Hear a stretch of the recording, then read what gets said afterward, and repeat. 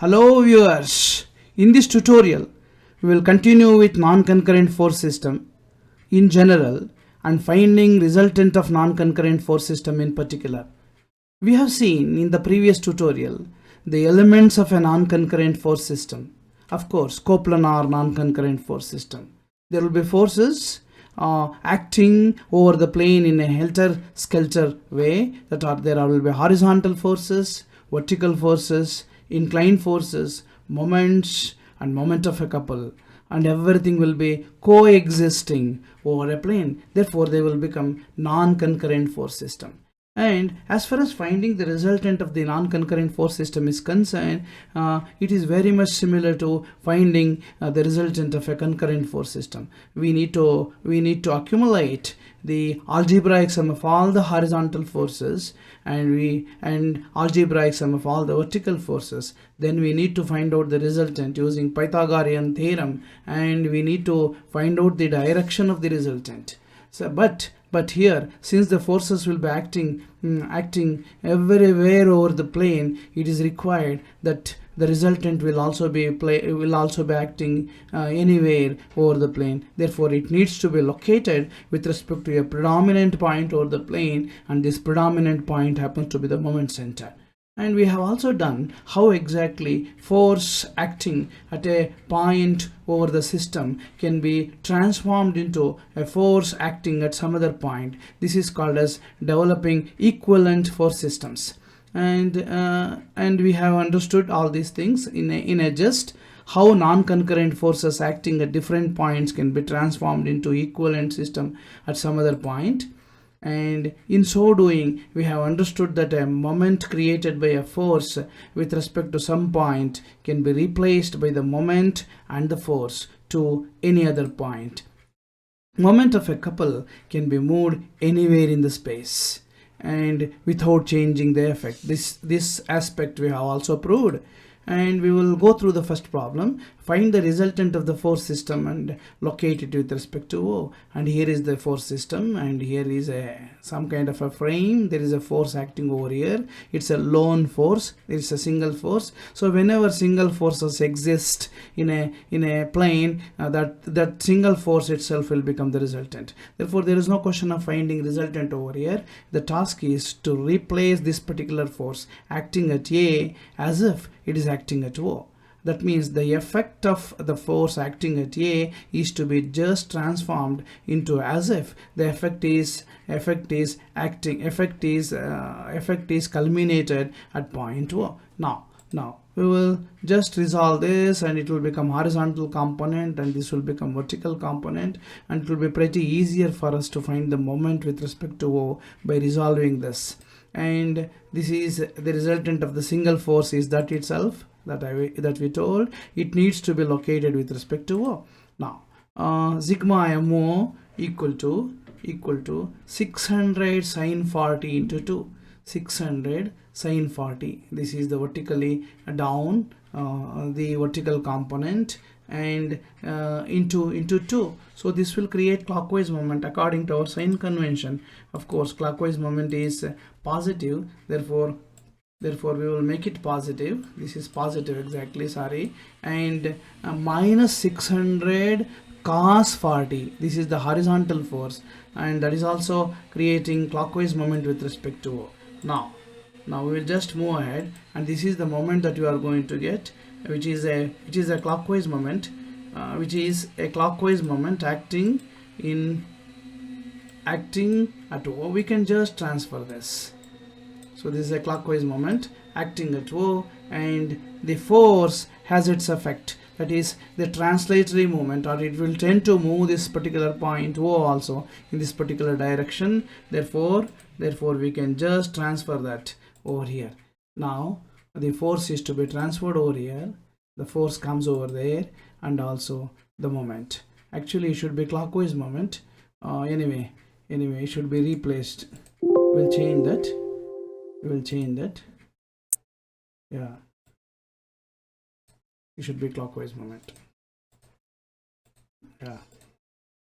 So errors apart, error support, what we understood is force acting in a non-concurrent force system anywhere can be moved to anywhere without changing the effect. So this force has a movement or tendency to move, the tendency to disturb O in this direction, and also being here it will also create a clockwise moment which will be acting like this. So this is the transformation.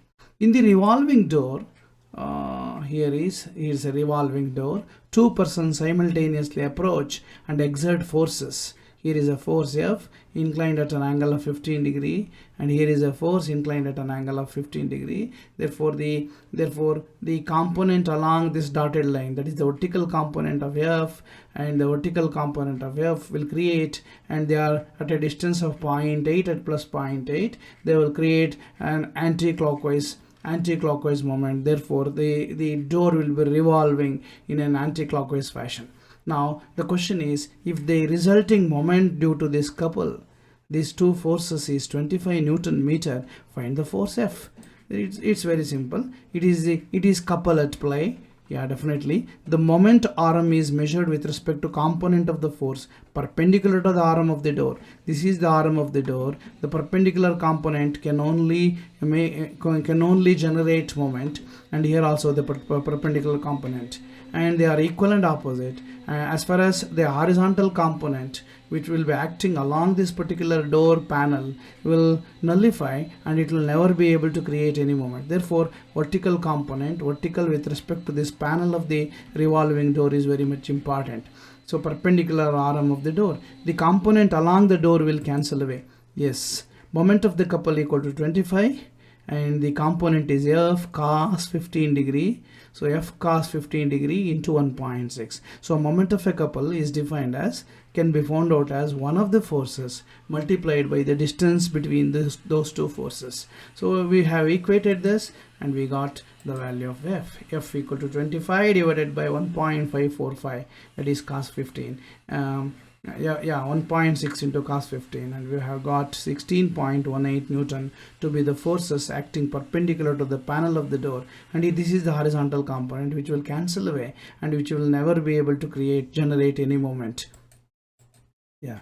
The third problem is, find the resultant of the force system shown. Locate the resultant with respect to. So here is a system. This is the problem, exactly speaking. It's a typical concurrent force system. Here is a couple 140 Newton meter, which is acting in anti-clockwise direction, w.r.to. Yeah, there is a vertical force, there are definitely inclined forces.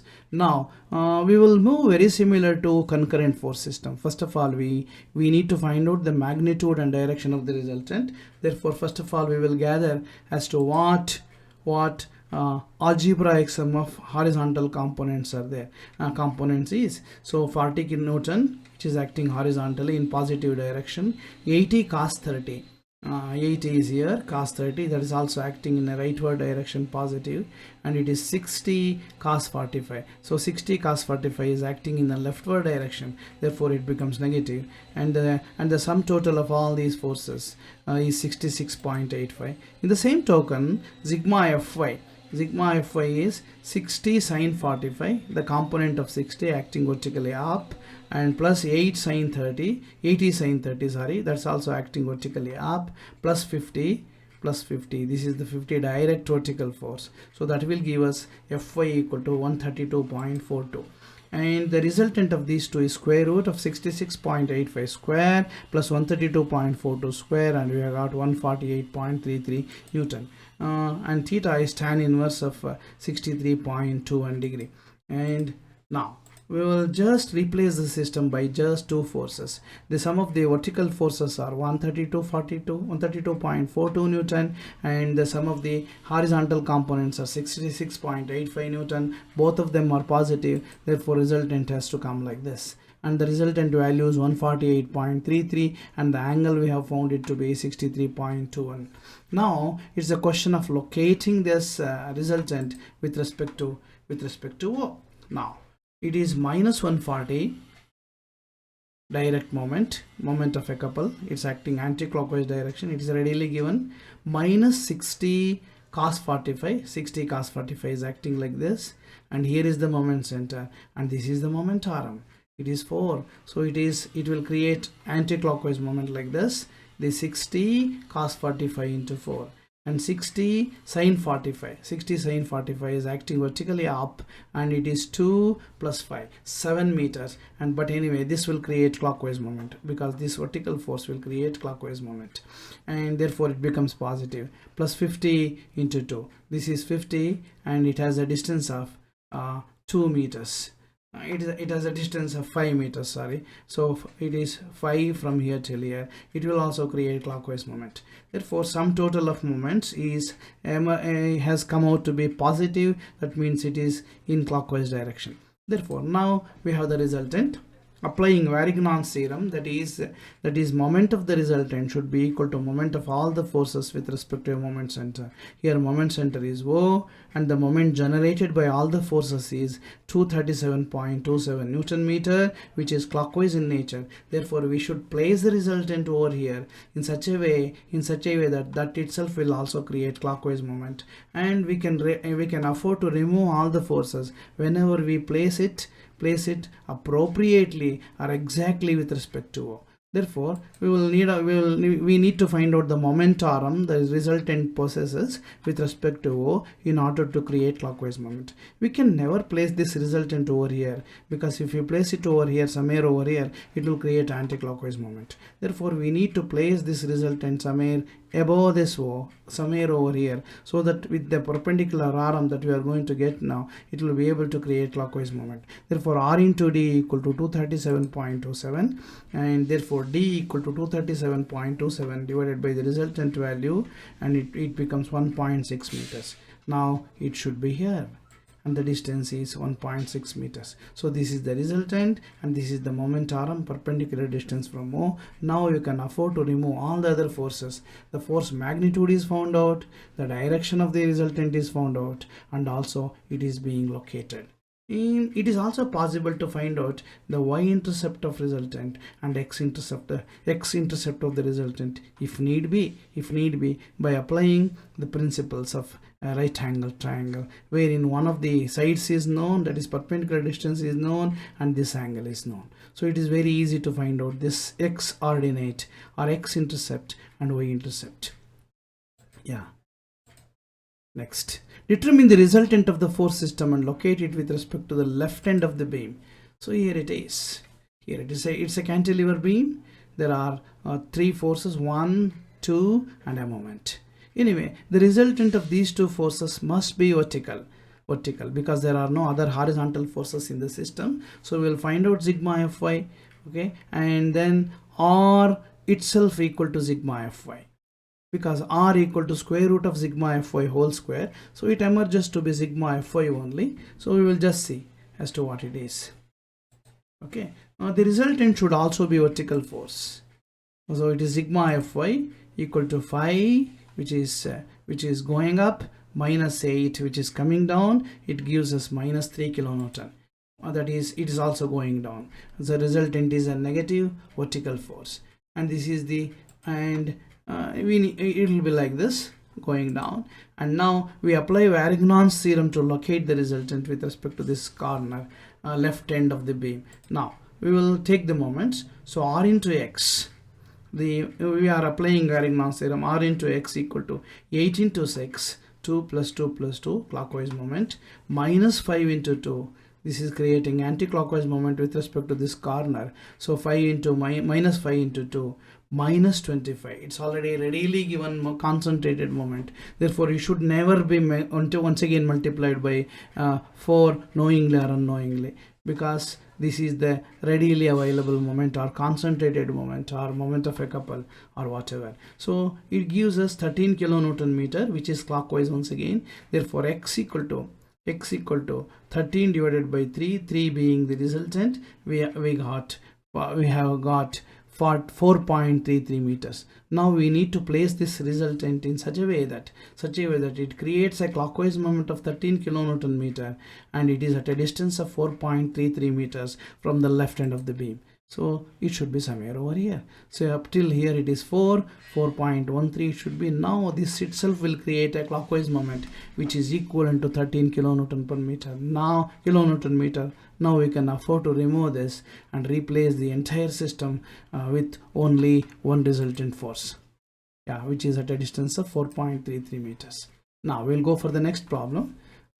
Replace the two forces acting on the bent pipe by the resultant. Find the distance of the resultant from point 2. Here is a bent pipe and there are two forces acting horizontally, and here is a fixity, some kind of a fixity given to this particular bent. The question is, we need to find the resultant and we need to locate the resultant with respect to a in its effect. Therefore, the resultant here should be a horizontal force like the previous problem, and let us see where exactly it comes. So resultant is sigma fx equal to 120 positive going right and minus 200 coming left. It will give us minus 80 Newton. So R equal to minus 80 Newton. Resultant is minus 8. So it will be something like this. It will be acting something like this to leftwards. We apply Varignon's theorem to locate the resultant. So 120 R into Y, resultant, we will keep resultant somewhere over here, R into Y equal to 120 into 240, 120 into 240. It creates clockwise moment with respect to A. The momentum is 80 plus 160, 240. And minus 200 into 160, this is going negative. In the negative direction, it will also create anti-clockwise moment.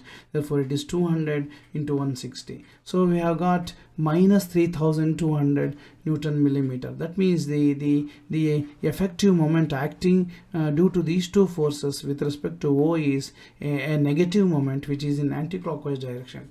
Therefore, Y will be equal to 3200 divided by 80. 80 is the resultant. We got 40 millimeter. Now we have to place this resultant in such a way that it will create negative moment equivalent to 3200 and at a height of 40 millimeter. It should be here. It should be somewhere over here. So this becomes 40 millimeter. Now it will create anti-clockwise moment with respect to A. Now locate the line of action of the resultant of all the forces. Resultant of all the forces acting on the gear set. Here is a middle gear, and here is the lower gear, and here is the medium gear, and here is the upper gear, and the diameters of these gears are given. This is 120 here till here, and this is from here till here it is 120, and here till here it is it is 120, and here till here it is 200, and here till here it is 300. So the bigger gear has a radius of 300, and this has 200, this has 120, and there are various forces are acting. So now we once again move similar to whatever the figure be, whatever the system be, we will just move with collecting sigma fx equal to what? It is 2.5 cos 20, 2.5 cos 20 going right towards positive, minus 1.5 sin 20, 1.5 is acting here, and the angle is referred with respect to vertical. Its horizontal component will be definitely acting over here in the leftward fashion. Therefore it is 1.5 sin 20 minus 3.6 cos 20. So 3.6 is acting like this. Its horizontal component is also leftwards, so it becomes minus 3.6 cos 20. So it becomes minus 1.55 Newton. Now sigma fy minus 2.5 sin 20, it's acting down like this, downwards. So the vertical component of 2.4 is acting downwards. Anyway, I have taken it to be 2.5. Okay, anyway, 2.5 sin 20 and 1.5 cos 20, that is also acting down, negative, and 3.6 sin 20, it's going up. The vertical component of 3.6 is going up. Now what we got is minus 1.03 Newton.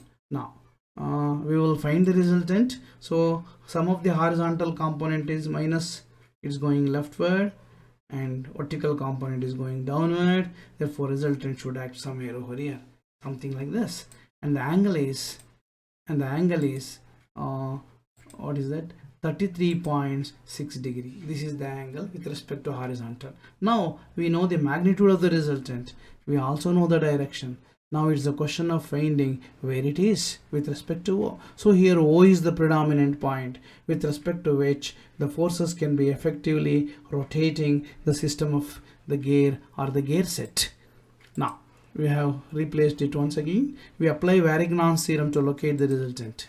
It is 2.5 cos 20. You make it 2.5 please. So 2.5 cos 20 into the radial distance will become the perpendicular. So the radial distance is 200 from here till here to the center of the gear teeth. And here 1.5 cos 20, 1.5 cos 20, and the distance is the inner radius of the inner gear, that is 120. That is also clockwise. This is clockwise, this is also clockwise, and 3.5 cos 20, which is acting like this, that will also create a clockwise moment, and that is into 300, because 300 is the radius. So radius will be the perpendicular for any tangent that we know. Therefore the sum of the moments is proved to be clockwise, and the magnitude is 1, 6, 2, 5, 6, 7. As far as vertical component of this is, it will pass through the moment center, therefore it will never be able to produce any moment. So also the horizontal component of this, and so also the vertical component of this. Now it is clockwise. Now r into d equal to 1625.67. We have applied Varignon's theorem over here. Result into the moment Rm equal to this moment. Therefore d equal to 1625 divided by 1.86, the value of the resultant, and it will be 874 millimeter. Now the horizontal components are like this, vertical, some of the vertical components are like this. It's also negative, this also negative, therefore resultant should come somewhere over here, and this is the angle, okay, 1.86, and it has to create clockwise moment, therefore it should be somewhere over here at a distance of 874 millimeter from the center, and this is the moment Rm. So now this force alone will be able to generate the moment which is being generated by the three forces acting at different gears, different levels of gears rather. Now locate the line of action of the resultant, the forces acting on a lamina, resultant of the forces acting on a lamina of equilateral triangle. So as soon as we say equilateral triangle, the angles should be 60 degree and all the sides are equal, and one of the sides is being given to find out the perpendicular distances. This is 100 millimeter, therefore this side will also be 100 and this side also will be 100, and the internal angles will be 60. Now we will just find out sigma fx. Sigma fx is 60 rightward force, direct force, minus 100 cos 60, minus 100 cos 60, it's going like this, horizontal component, minus 120 cos 30, and here it is also minus, going leftwards, and we got minus 93.9 Newton.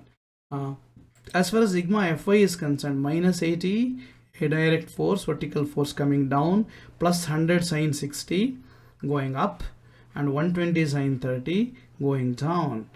Therefore we got the sum of the vertical forces to be minus 53.4 Newton, and the resultant happens to be square of this within the square root. We got it to be 108 Newton, and as far as the inclination of resultant is concerned, it is 29.75 degree, and the system can be replaced, the entire system can be replaced by only two forces, that is some of the horizontal forces 93.9 and some of the vertical forces minus 53.4. This is also left, this is also left, therefore resultant should be something like this. Now we will find, in order we need to locate the resultant with respect to, let us say, O. Yeah, this is the angle. So now we will go once again, for the sake of clarity we will write it again, and here is the point O about which we need to locate the resultant, and it will be like this. It has to come something like this only, because the moment generated is positive.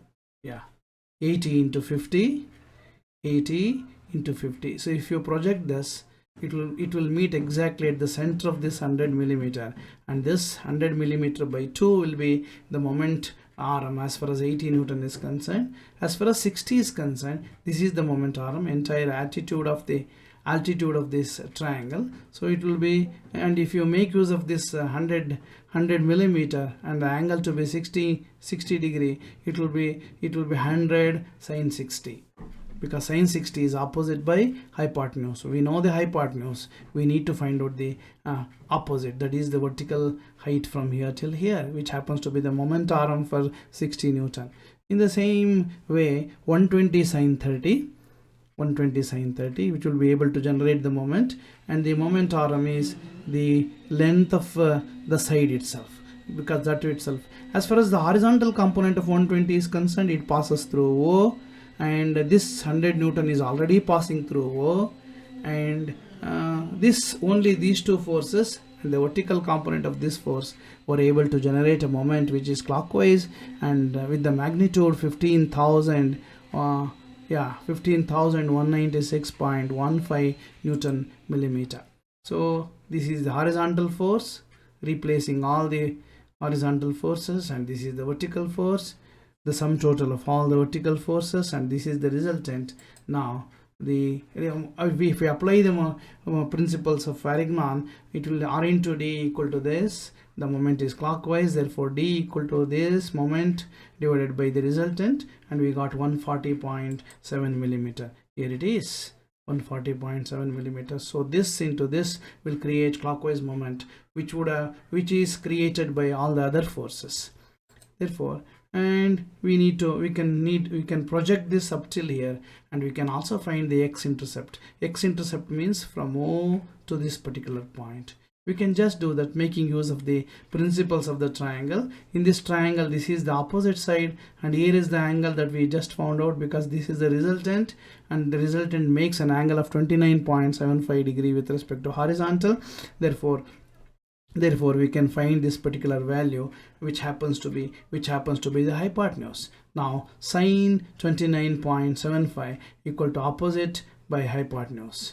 Therefore hypotenuse can be just calculated. So it is 140.7 divided by sine 29.75, it becomes 283.54.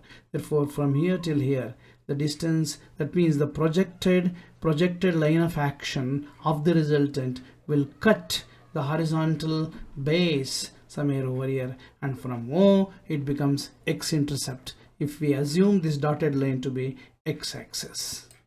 So this is one of the ways of locating the resultant. Now locate the line of action of the resultant of the forces acting on the frame. Also find its x and y-intercept over here, y-intercept over here, and x-intercept over here on this particular frame.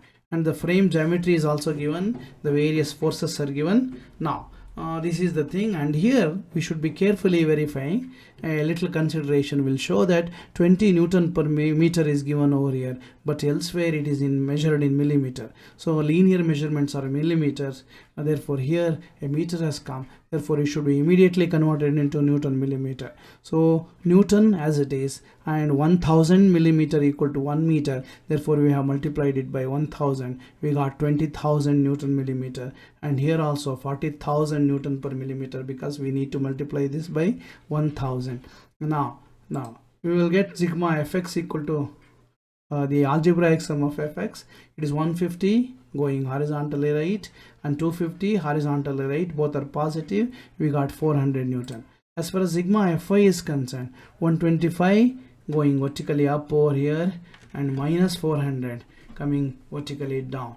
Therefore we got sigma fy equal to minus 275, and therefore vertical force is down, horizontal force is going right. Therefore the resultant should go like this. It is 485.4 Newton.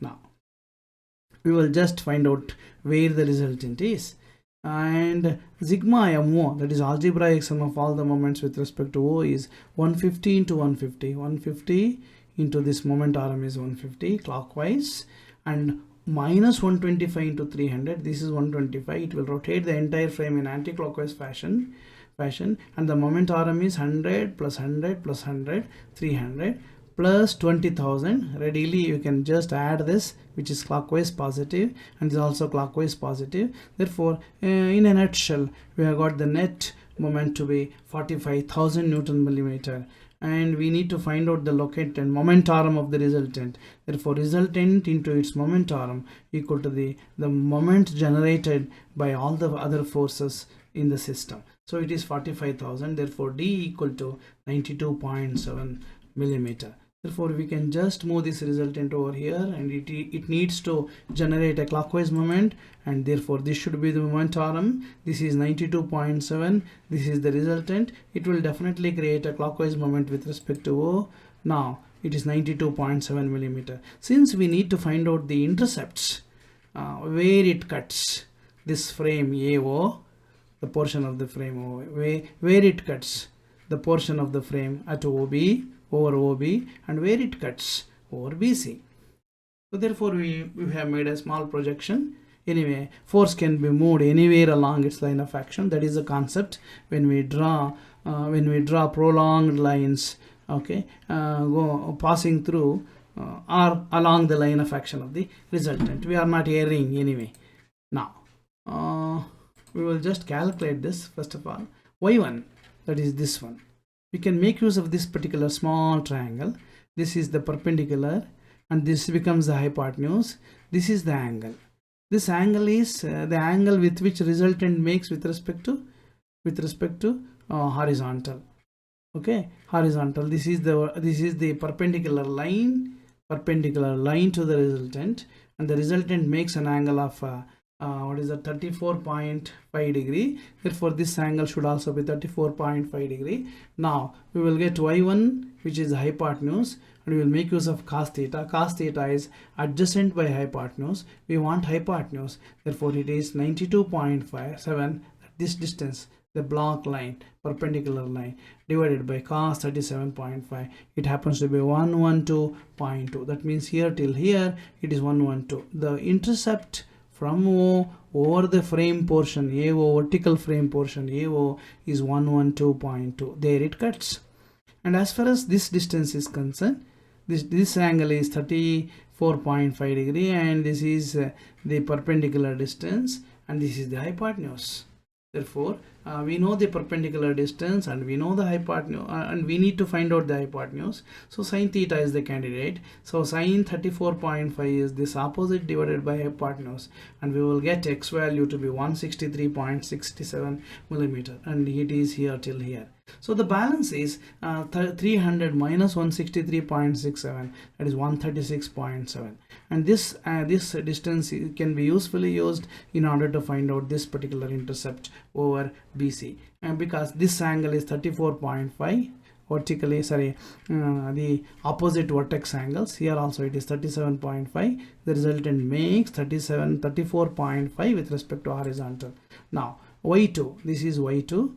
y2 is a perpendicular distance, and we know this distance. Adjacent distance we know, opposite distance we know. Therefore tan theta is the candidate. Tan theta is opposite by adjacent, and we got y2 to be equal to 136.3. that is this distance from this triangle, okay, which makes up that particular triangle. 136.3 into tan 34.5, it gives us 93.67. so this blue line from here till here, the resultant cuts here at 93.67 millimeter. It cuts over here at 112.2 millimeter. It cuts the horizontal portion of the frame at 163.67 millimeter at O. Yeah, with this we have completed the portion of a small portion of finding the resultant of non-concurrent force systems. In the next tutorial we will come up with little complicated problems with a little increased complexity of finding the resultant. Until then, bye. And if you are not subscribed to my channel, kindly please subscribe to my channel.